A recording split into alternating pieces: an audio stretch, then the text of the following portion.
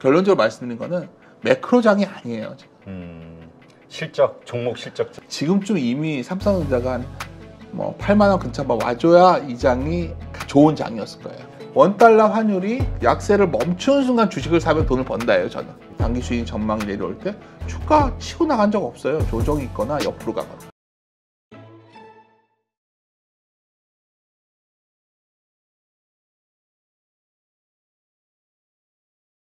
아니 요즘 그런 의견을 주시는 분들이 많아요. 뭐냐면 4분기부터도 어쩌면 증시가 안 좋을 수 있다라는 의견, 혹은 또 내년 상반기서부터 안 좋을 수 있다. 이유는 뭐냐면 기업 실적에서 찾더라고요. 기업 실적이 나쁘진 않은데 우리의 기대치가 너무 높아져 있기 때문에 그 기대치를 충족 못 시키는 실적이 나오기 때문에 그게 어떤 트리거가 될 수 있다. 그 얘기를 한단 말이에요. 그럼 제가 그 말하러 온 건데. 그래요? 뒷북 치고 있는 거예요, 제가. 그거 보여드릴게요. 네. 이게 지금 우리나라의 코스피 영업이익이 내년에 와, 이걸 물론 금융을 빼면 한 250조 내에 오는데 거의 300조에 가깝죠. 네. 내년에 올해보다 53%가 늘게 돼 있어요. 전망치. 좋네요, 실적은. 아니 이게 좋은 게 아니라 이렇게 나올 거야. 지금 전망치가. 그러니까 지금 계속 내년에 이 실적이 나온다고 지금 돼 있단 말이에요. 전망치가. 그러니까 아까 말씀드렸죠. 내년에는 이제 올해 4분기부터 중국도 수출 잘 되고 IT도 이제 갖다 많이 팔아야죠. 그럼 안에서 전망치가 이렇게 돼 있을 거예요. 반도체는 아마 ASP 가격이 많이 올라온다. 그래야 매출이 나오고 이익이 나오니까 그렇게 좋아질 것 같아요. 반도체도 저는 좋아질 것 같은데 이 정도 나올까? 이거는 역사상 최고치 레벨이 나온다는 얘기거든요. 내년에. 그러면 여기서 증권시장 종사자가 아니라고 생각을 해보면 기업에 있는 사람한테 이 말을 하는 순간 뭔 소리야 그렇지 않을까요? 그러니까 지금 내년도 돈 많이 벌 것 같아? 이거지. 쉽게 얘기하면 기업에게. 내년 너네 엄청 이익 많이 늘 거야. 도대체 당신 뭔 얘기하는 거야? 이게 보시면 아까 제가 서두에 2011년 여기 보여드렸죠. 2011년에도 이게 엄청 높았었다 그랬잖아요. 근데 결국 전년과 거의 비슷한 수준이 됐었어요. 결과적으로. 난 제가 이때 확 내려와 버렸죠. 네. 아까 제가 이제 뭐냐면 매출과 이건 알아두시는 게 좋을 것 같아서 이때 이랬단 말이에요. 이 수출 증가율과 매출의 차이 보면 이때 이렇게 벌어져 있었거든요. 2002. 그렇죠. 근데 결국 그렇게 됐다는 거를 그래서 말씀을 드렸던 거고. 그래서 이제 봤어요. 도대체 뭐가 이렇게 좋아진다고 내년을 보는 건지. 물론 여긴 영업이고 다음은 순이익인데 일단 IT가 엄청 좋아져요. 이대로라면 삼성전자를 다 질러야 돼요. 지금. 그러니까 삼성전자가 12.7%나 차지하네. 그러니까 지금 뭐 삼성전자 IT를 다 질러야 돼요. 그러니까 저는 좋아진다 봐요 여기가. 그래서 시장이 상당히 여기서 방어적으로 나올 것 같은데 뭐 다 좋아져요. 뭐 유틸리티도 다 좋아지고. 자동차도 많이 좋아지네요. 다 좋아집니다. 지금 그래서 자동차는 피가 하여튼 이러다 보면 이제 이걸 하나하나 이제 이거를 분해해서 봐버릇하면 이 숫자가 잘 납득이 안 갈 수가 있어요. 그러면 아까 돌아가서 우리가 이제 하나의 질문을 던졌잖아요. 왜 글로벌 경기가 돌아섰는데 도대체 왜 우리나라 수출이 이렇게 안 늘까? 내년은 근데 그게 좋아졌으니까 이게 이렇게 좋아질 거로 전망되는데 그럼 올해도 안 맞았는데 이게 또 맞을까 내년에? 좋아지는데 이럴 정도 좋아지지 않고 요 정도일 수가 있다는 거죠. 그럼 나쁘진 않죠 실적이. 네. 뭐 요거보다 좀 늘어날 수 있겠죠. 근데 여기서 보면 50% 증가가 아니라 좋아야 한 자릿수 증가가 아닐까 저는 생각을 해요. 10% 미만. 네. 그런데 문제는 지금 주가는 무엇을 바라보고 있냐면 요 막대기의 높이를 이 정도 아니면 요 정도 아닐까 생각하는 거죠. 그래도 한 30-40% 늘어날 거야 보는 거죠. 여기서 제가 이 말을 누구한테 했더니 그럴 수도 있지 않냐 그래서 내가 한번 사업하는 분들한테 물어보라 그랬어요. 자, 내년도 이익이 매출이 30% 40% 증가할 수 있겠니? 영업이익이. 그렇죠. 그래서 사실은 경기가 돌면 반도체 시총 비중이 높아져야 되니까 아마 방어적 섹터로서 반도체가 자꾸 언급을 할 수밖에 없을 거예요. 근데 원래 제 생각에는 반도체 가격이 좀 더 수요가 생기면서 지금쯤 이미 삼성전자가 한 뭐 8만 원 근처만 와줘야 이 장이 좋은 장이었을 거예요. 근데 지금 상황을 보면 뭐 그 정도 흐름은 아닌 것 같다. 그래도 반도체가 상당히 견고하게 시장을 받쳐주겠구나 생각은 들고요. 여기서 이제 좀 들어가 보면 이익 수정 비율. 이게 뭐냐면 기업이익이 좋아진다 비율과 나빠진다의 비율인데 사실 이게 계속 올라오고 있었어요. 난 지금 뭐냐면 우리가 지금 9월이잖아요, 대표님. 네. 10월에 실적 다 좋게 나올 거로 보고 있는 거예요. 그래서 제가 대강 봤더니 3분기에 매출이 한 985조에 영업이익이 한 56조 4조 돼 있더라. 56조 분기에. 더 웃긴 건 4분기. 웃기다기보다 좀 과한 게 4분기예요. 4분기가 매출이 914조인데 영업이익이 58조로 추정돼 있어요. 그래서 제가 3분기는 그런 대로 숫자가 나올 것 같은데 제가 여기서 이제 요즘 말씀드린 게 4분기 실적이 나오는 내년 초에 과연 시장이 어떨까? 그때 별로 기대할 게 없을 것 같다는 거죠. 만약 그게 내년 1월인데 그러면 연말 연초 시장이 생각보다 재미없을 수 있겠다. 그 말씀을 드리려고 온 거예요. 그러면 여기서 이제 올라갈 때 이번에 이제 결국 좀 올라갈지 않겠습니까? 분위기가 뭐 어느 정도 올라갈지 모르겠어요. 어디서 막힐지.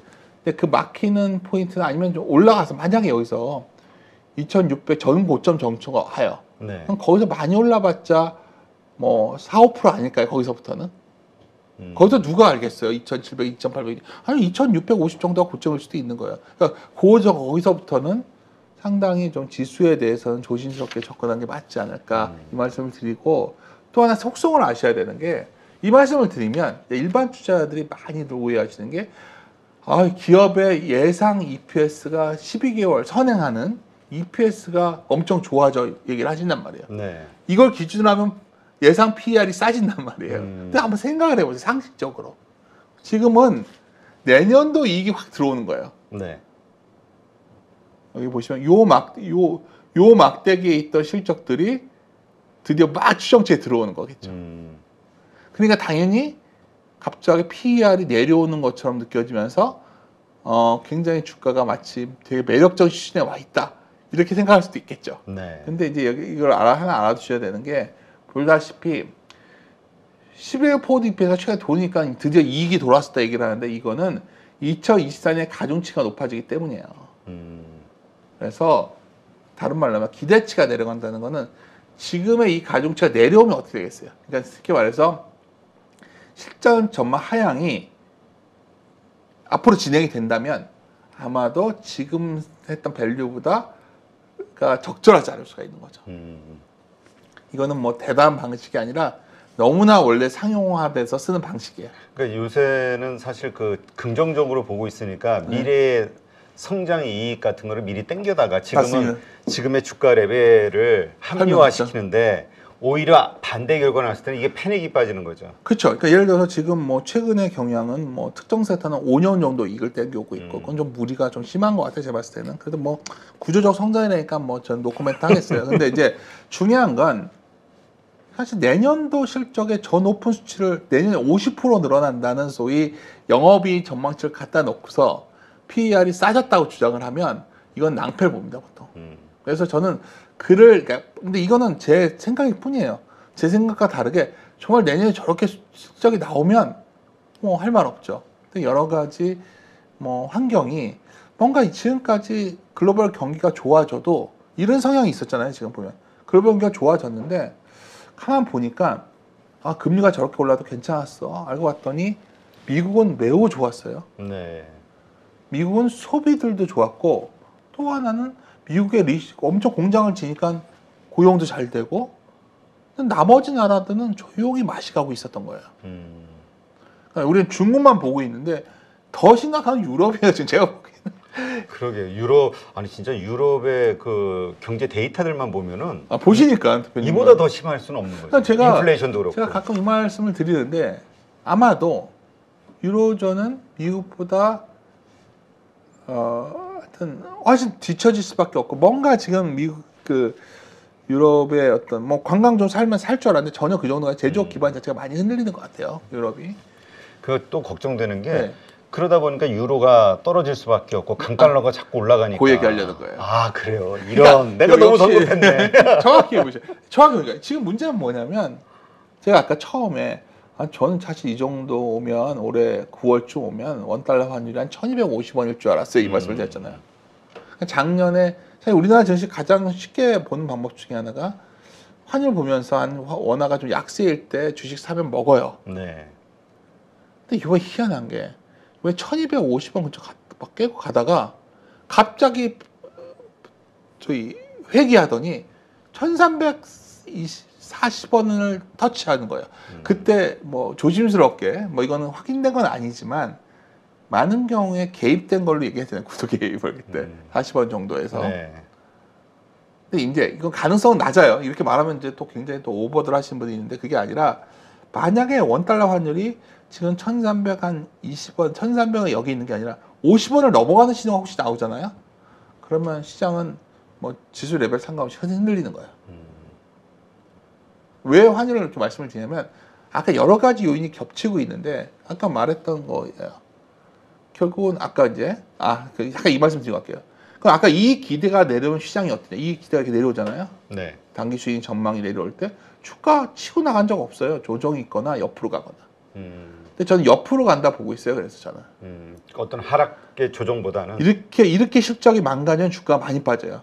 주가. 근데 내년 실적이 망가지는 게 아니라 옆으로 가는 정도니까. 일단 이걸 좀 마무리 짓고요.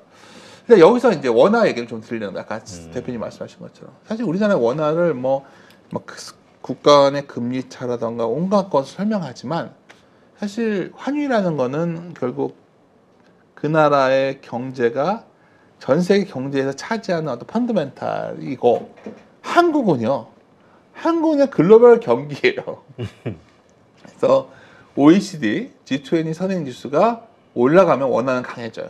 네. 그러면 이게 참 내가 이게 언제까지 작동될지 모르겠어요. 근데 제가 항상 저는 책 쓸 때도 이거 되게 강조했던 그림인데 그래서 이 선행지수를 보는 것보다 매일매일 나오는 데이터가 환율이잖아요. 이거는 뒤에 리비전 되고 이러니까 선행지수가 원달러 환율이 고점을 소위 약세를 멈추는 순간 주식을 사면 돈을 번다예요, 저는. 근데 이번에 1440원 갔다가 여기서 네. 돌았는데 이렇게 가서 한 1200원 깨고 이렇게 가야 지수가 확 올라갈 텐데 이게 혹시 내려오나? 왜냐하면 글로벌 경기가 그대로 반영돼야 되는데 반영이 잘 안 되는 느낌이에요, 원화에. 근데 왜 반영이 안 되죠? 수출이 그만큼 못 팔고 있잖아요. 그렇죠. 지금. 우리가 예. 그 세계은행이라든가 예. IMF라든가 이런 데서 계속 경제 성장률을 예상치보다 자꾸 떨구는 데는 한국이 유일하지 않나요? 한국하고 또 다른 거기 나라가 있나요? 보면 내용을 보면 수출 얘기 나오잖아요. 그렇죠. 수출을 하고 부동산 문제도 좀 그렇죠. 있고. 그거죠. 내수 문제. 그래서 결국 원화가 여기서 강해지는 게 만만치. 오히려 지금 여기서 1250원, 여기서 1250원 갔다가 1200원 깨로 갈 때까지가 강세장이지 않을까 하반기에 생각했던 건데 여기를 가긴커녕 좀 다시 돌아서 1300원대 있으니 저는 위를 확 열 수 없다 말씀을 드리는 거고 사실 이거 전에부터 많이 보여드렸죠. 원화를 환산한 코스피예요. 코스피 그냥 보는 게 아니라. 네. 그래서 이걸 보면 장기적으로 뭐 내년 하반기에는 여기 올라갈 거다 뭐 얘기할 수 있죠. 저도 뭐 몇 년 걸리면 이게 올라갈 거다. 근데 저는 이런 박스권이랑 요때 있잖아요. 11년에 아까 공교롭게도 11년에 이익 전망치 높았을 때 조정될 때랑 이때 유로존 재정위기 터졌을 때잖아요. 요때랑 매우 유사한 흐름이 몇 년간 전개될 것 같다는 거죠. 네. 그 확률이 높아 보인다는 거고요. 그러면 여기서 이제 뭐가 터질 거냐 물어보면 그때 뭐 중국은 안 터질 것 같아요. 중국은 이게 너무나 우리가 모든 문제점들을 네. 하나하나 너무 잘 알고 있어서 그것도 있고 고정이하 여신 비율이 그래도 뭐 지방 조그만 상업은행까지도 안정적이에요. 부동산이 전체 GDP가 25%니까 겁나는 나지만 하여튼 뭐 사회적 국가도 잘 통제되는 것 같아요. 문제는 원화 약세. 그러니까 왜 이 말을 드냐면 위안화와 원화가 많이 연동되거든요. 그러니까 그렇죠. 위안화가 더 엄청 약세로 갈 거냐에 대한 고민은 그 정도는 아닌 것 같은데 문제는 다음이에요. 미국이 괜찮고 우리나라. 지금 우리나라에. 요즘 그 9월 금융위기론이 있었잖아요. 그건 동의하지는 않아요. 그렇죠. 근데요, 왜냐면 이제 정부가 그 코로나 전에 그 대출 받았던 사람들이 지금 갚을 수 없는 능력, 요거 감안해서 또 근데 연장해주겠죠. 지금 문제는 그걸 떠나서 하여튼 뭐 어떤 위기도 될 수 있다지만 여력이 없다는 거죠. 내수의 여력이 없는 거야. 그렇죠. DSR이 마이너스 14%. 그러니까 이걸 이렇게 보여드려요. 미국 가게는 이러니까 여력이 있었던 건데 우리는 여력이 없는 거예요. 그러니까 쉽게 말해서 우리 주변에 돈을 마음껏 쓸 수 있는 사람이 별로 없는 거죠. 그렇죠. 요새 그 이자 내기 바쁘다 그러니까. 그렇죠. 그래서 이게 아까 말했던 우리나라가 그러면 우리 자체적으로 뭔가 이 기업이 이익을 내려면 뭐 수출 쪽도 약간 뭔가 주춤한데 내수출에서 확 뭐가 돌 거 아니야? 이것도 잘 안 보이는 상황이라는 거죠, 현재는. 그래서 이제 제 생각인데 걱정되는 그림 하나 마지막에 가져온 거야. 그러니까 원래 금리 올라갈 때는요, 금리를 이렇게 올릴 때는 원화가 이렇게 반응을 잘 안 해요. 희한하게 연준이 이제 보통 이렇게 멈추고 나잖아요. 그 멈추고 나고 우리나라가 이제 그 내릴 때 하느니 내리기 시작하면 그때 반응을 많이 해요. 금리를 내린다는 건 뭐냐면 뭔가 안 좋아져서 내리는 거거든요. 그렇죠. 근데 미국보다 우리나라가 막상 우리나라가 이제 이때 보면 환율이 금리 내리기 한 6개월 전부터 이렇게 약세로 가요.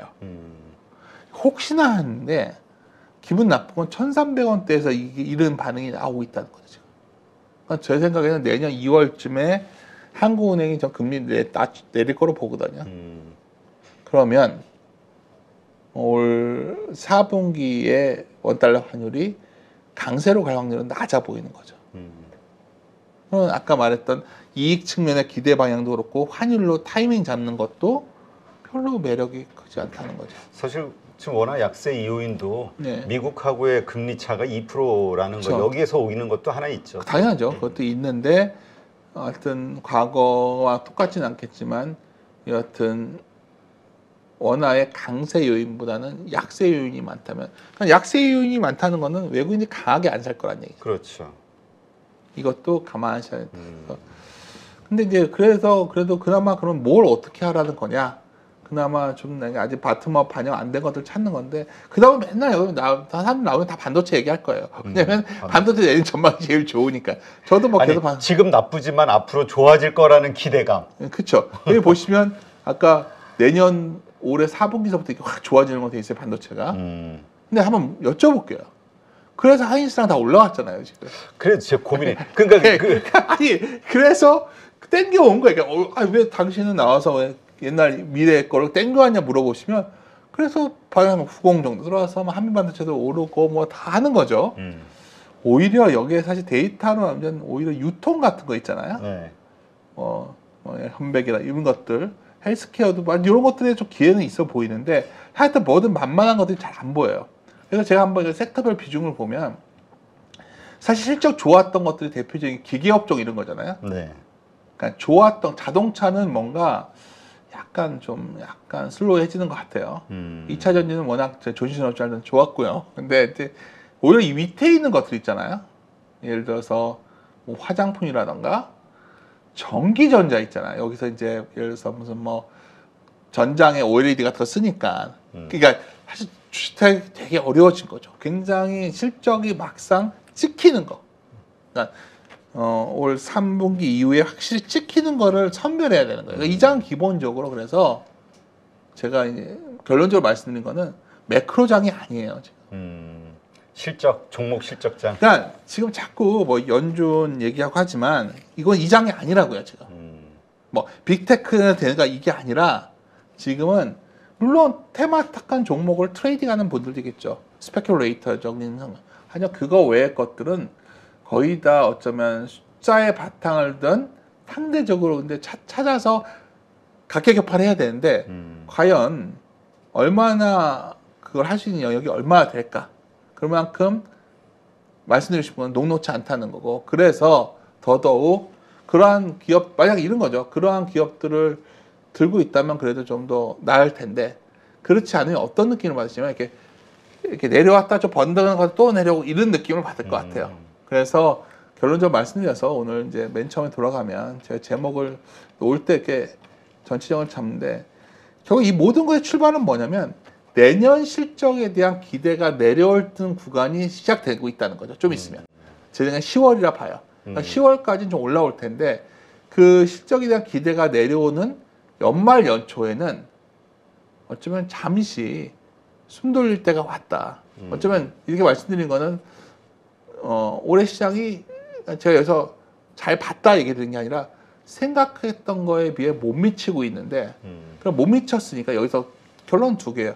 내가 생각보다 내 생각보다 아직까지는 안 올라왔지만 이제부터 진짜 이제 시작이야 얘기하는 게 있고, 두 번째는 내가 생각했던 것보다 못 올라간 이유가 이제 이런 게 드러났어. 근데 이 문제들이 결국 핵심은 뭐 연준의 정책도 아니고 금리도 아니고 실적에 대한 기대 수준이라고 우리가 추론의 범위를 좁혀서 생각하면 오히려 이 답은 나왔죠. 이 기대가 좀 낮아질 때를 언제인가 좀 기다려보자.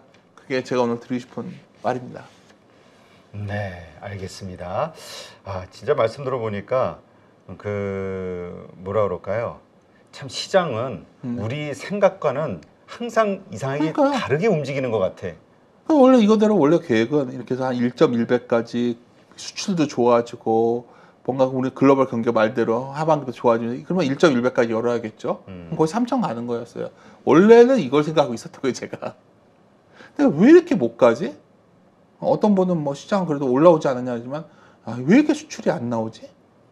매출은 왜 근데 이렇게 기대 수준이 높지? 그러다 찾다가 뭐 여러 가지 이유를 탔지만 깜짝 놀랐던 거는 근데 이게 지금 이렇게 높은 실적이 나올 수 있어? 이런 질문할 수 있잖아요, 대표님. 그렇죠. 그럼 여기서 이게 낮았다가 올라가 기대가 높아질 때 주식가 좋지, 이게 급격히 내려오는 구간에서 주시장이 내려오는 구간에서는 주가가 잘 안 됐었다는 거죠. 근데 이렇게 격하게 내려올 것 같지는 않다는 거죠. 경기가 완만한 형태의 이익 조정. 그 구간에서는 제가 봤을 때는 그래서 올해 시장은 뭐 지금 뭐 종목 장세다 이러면 되게 쉽잖아요. 그렇죠. 근데 그게 참 어려운 시장이라는 거야. 그렇죠. 왜냐면 그 종목별 그 시장이 함께 움직여주면 그래도 그렇죠. 좀 쉬운데 종목마다 움직임이 다르다고 하면 그러니까 예를 들어서 바이오가 다 되는 게 아니라 그 안에서 골라야 돼. 이 선별 작업을 하시는 소위 액티브에 자신 있는 분들의 시장이지, 아니면 완전히 그런 거 다 제외하고 난 테마로 해가지고 뭐 이런 말이 있어요. 옛날에 이제 소위 스페큘레이터에 관한 책에서 이런 말도 나오거든요. 뭐 온갖 투자와 투기를 구별해 얘기를 하지만 뭐 샀다가 팔고 나오는 거는 투자할 수 없다는 거죠. 오히려 뭐 블랙잭 게임 할 때 카드 카운팅하는 게 더 합리적 투자일 수 있다는 거죠. 투자가 아니라 매매라고. 그렇죠. 그래서 매매에 자신 있는 분들은 지금 매매하기 좋겠죠. 그런 분이 아니라면 사실 아마 시장에서 상당히 고전하고 있을 확률이 높다. 저는 이렇게 보고 있습니다. 네, 알겠습니다.